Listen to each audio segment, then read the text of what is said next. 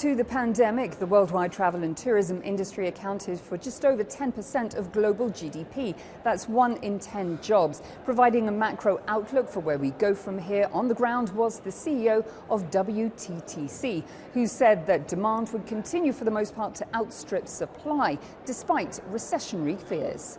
Travel and tourism globally used to generate about $9.6 trillion globally.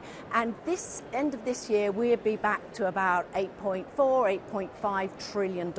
And you might say, well, there's still a big little $1 trillion deficit there. But actually, a lot of that is China, and China has not as yet to reopen. I went on to ask Julia Simpson how geopolitical tensions, not least the ongoing situation with Russia and Ukraine, was affecting the global sector. Our members in travel and tourism and hospitality, they've been doing a great job. They've been keeping hotels open in Kyiv. Our travel and tourism sector is trying to do what it can, and we will be there also to help rebuild Ukraine.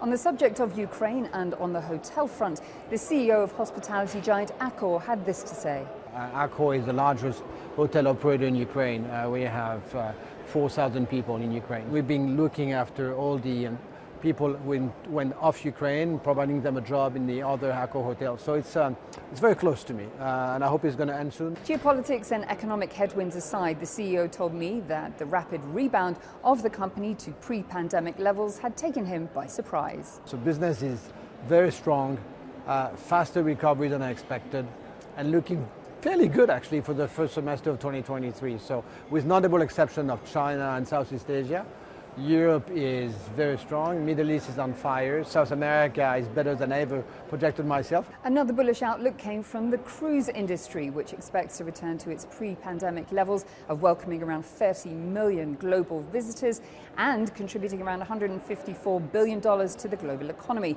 Sustainability and the energy transition will be themes of the year ahead. The path towards net carbon zero cruising is a path that was started years ago. And in fact, I think nearly 60% of all the new ships that will be coming out over the next 5 years are all capable of using sustainable fuels. So there you have it, just some of the key players taking the temperature of the global industry here in Riyadh.